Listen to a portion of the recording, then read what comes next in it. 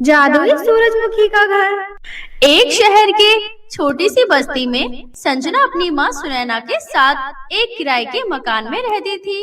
पिता के गुजर जाने के बाद संजना की माँ ने संजना को पिता की कभी कमी महसूस नहीं होने दी। घर की सारी जिम्मेदारी सुनैना ने बखूबी निभाई। संजना की पढ़ाई और घर का खर्चा चलाने के लिए सुनैना गली गली जाकर सब्जियां बेचा करती थी।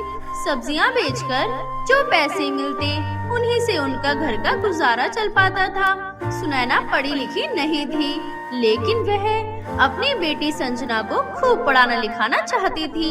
इसलिए सुनैना ने संजना का एडमिशन एक प्राइवेट स्कूल में करवाया। सब कुछ अच्छा चल रहा था। एक दिन सुनैना सब्जी बेचकर घर वापस लौट रही थी। तभी रास्ते में एक तेज रफ्तार गाड़ी से सुनैना का एक्सीडेंट हो गया और उसकी मौके पर ही मृत्यु हो गई। अब संजना पूरी तरह से अकेली हो गई।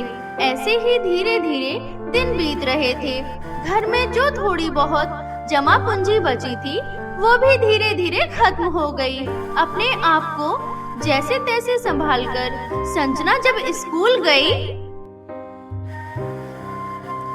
तुमने 2 महीने से स्कूल की फीस जमा नहीं की, जल्दी से फीस जमा करो, नहीं तो तुम्हारा नाम स्कूल से काट दिया जाएगा।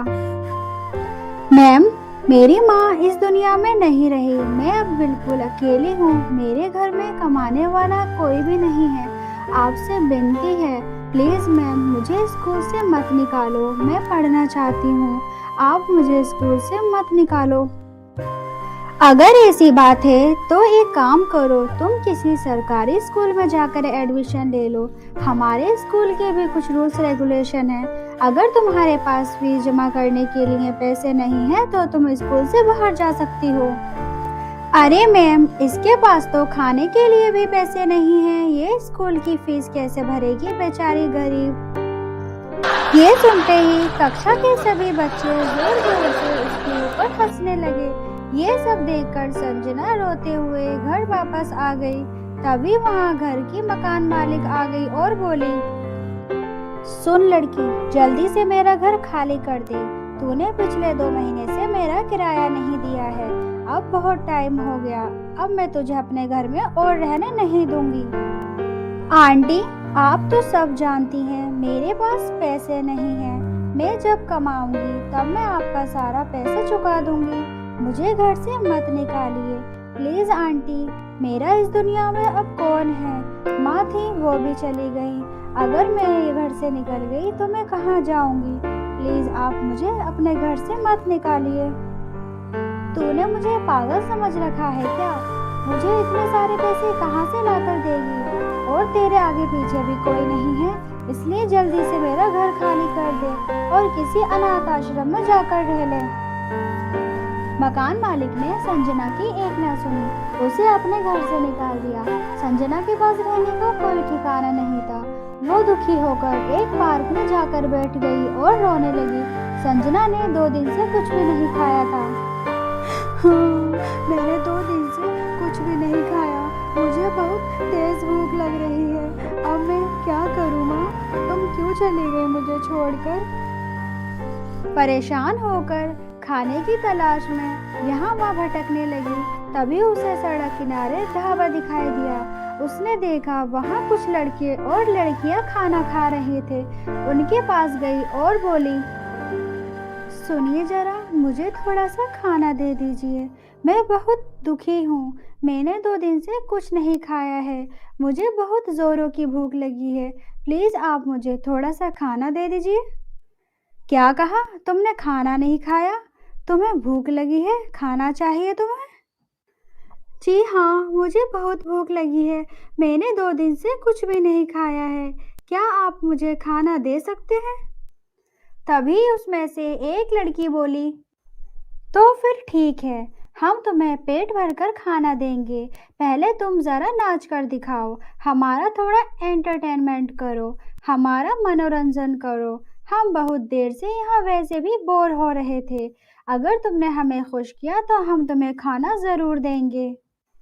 बेचारी संजना मजबूरी में भूखे प्यासे को उनके आगे नाचना पड़ा।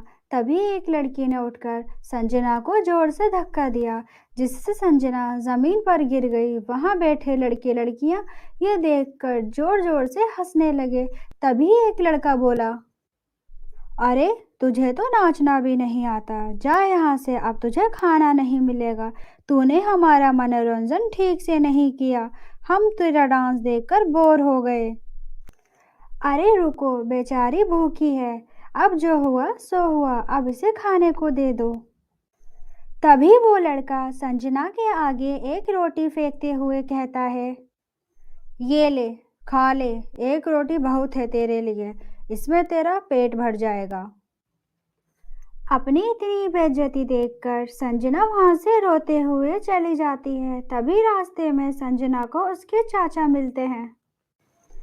अरे बेटा, तुम यहाँ क्या कर रही हो? संजना अपने चाचा को सारी बातें बताती है। सुनकर बेटा मुझे बहुत दुख हुआ कि भाभी अब इस दुनिया में नहीं रही। मुझे ये खबर पता ही नहीं चली, क्योंकि मैं काम के सिलसिले में 2 हफ्तों से शहर से दूर गया था। लेकिन तुम हमारे घर क्यों नहीं आई? खैर ये सब छोड़ो, मैं हूं ना, मेरे साथ चलो, अब तुम हमारे साथ ही रहोगी। जब राहुल संजना को लेकर घर पहुंचा, तब गुस्से से संजना की चाची बोली, क्यों जी, आपका घर अनाथ आश्रम है? जो उठा ले आए, जाकर इसे किसी अनाथ आश्रम में छोड़कर आओ ना, यहाँ क्यों लेकर आए हो? ये तुम कैसी बातें कर रही हो? हम इसके अपने हैं, अगर इस समय हम इसके काम नहीं आएंगे तो कौन आएगा इसके काम में? मैं इसे यहाँ बिल्कुल भी रहने नहीं दूंगी। इसे चुपचाप यहाँ से चले जाने को बोल दो, वरना मैं अपने दोनों बच्चों को लेकर मायके चली जाऊंगी। ये रहेगी या फिर मैं रहूंगी इस घर में। अपनी पत्नी की बात सुनकर राहुल दुखी हो गया और कुछ नहीं बोला। संजना ये सब सुनकर चुपचाप वहां से चली गई और चलते चलते घने जंगल में पहुंच गई और भूख की वजह से जोर जोर से चिल्लाने लगी, कोई मुझे खाना दो, मैं बहुत भूखी हूँ, मुझे बहुत भूख लगी है, प्लीज मेरी मदद करो, मुझे खाना दो, मुझे खाना चाहिए। तभी वहां से चंद्रमुखी परी गुजर रही थी। वो संजना के चिल्लाने की आवाज सुनकर मन ही मन बोली, अरे इतने घने जंगल में कौन रो रहा है? लगता है कोई परेशानी में है, मुझे चलकर उसकी मदद करनी चाहिए। इतना कहकर सूरजमुखी परी संजना के पास गई और बोली, सुनो, तुम इस जंगल में क्या कर रही हो?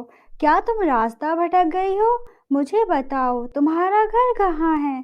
मैं तुम्हें तुम्हारे घर तक पहुंचा दूंगी। और तुम रो क्यों रही हो? अपनी परेशानी बताओ मुझे। मेरा कोई घर नहीं है, मेरे माता पिता मर चुके हैं। दरअसल मैं कई दिनों से खाना नहीं खाया है, मुझे खाना चाहिए, मैं भूखी हूँ। जिससे भी मैंने खाना मांगा सबने मेरा मजाक उड़ाया, आप प्लीज मेरी मदद कीजिए। संजना की बात सुनकर परी की आंखों में आंसू आ गए। अच्छा, तुम पहले रोना बंद करो, पहले तुम ये खाना खा लो। इतना कहकर सूरजमुखी परी अपनी जादुई छड़ी से तरह तरह के व्यंजन प्रकट करती है। फिर संजना ने पेट भरकर खाना खाया। खाना खाकर संजना ने सूरजमुखी परी का धन्यवाद किया। तुम्हारा धन्यवाद परी, जहाँ भी कहीं मदद मांगने गई सबने मुझे डांटकर वहां से भगा दिया, किसी ने भी मेरी मदद नहीं की। तुम चिंता मत करो, मैं तुम्हारी मदद करूंगी। इतना कहकर परी संजना को सूरजमुखी का फूल देती है। ये लो संजना, जादुई सूरजमुखी का फूल, इसे तुम कहीं किसी खुले स्थान पर रख देना, उसके बाद तुम्हारी सारी समस्या दूर हो जाएंगी। इतना कहकर सूरजमुखी परी वहां से गायब हो गई। संजना सूरजमुखी के फूल को लेकर खुले स्थान पर रख देती है। देखते देखते वहां एक सूरजमुखी का घर प्रकट हो जाता है, जिसे देखकर संजना खुशी से नाचने लगती है। जैसे ही उसने सूरजमुखी के घर के अंदर प्रवेश किया तो वह चौंक गई, क्योंकि उस घर के अंदर बहुत सारे धन दौलत थी, साथ ही जरूरत की सारी चीजें मौजूद थीं। संजना ये सब देखकर बहुत खुश होती है और अपनी आगे की जिंदगी हंसी खुशी बिताती है। हेलो दोस्तों, कैसी लगी आप सभी को हमारी स्टोरी? अगर पसंद आई हो तो लाइक एंड सब्सक्राइब करना मत भूलना।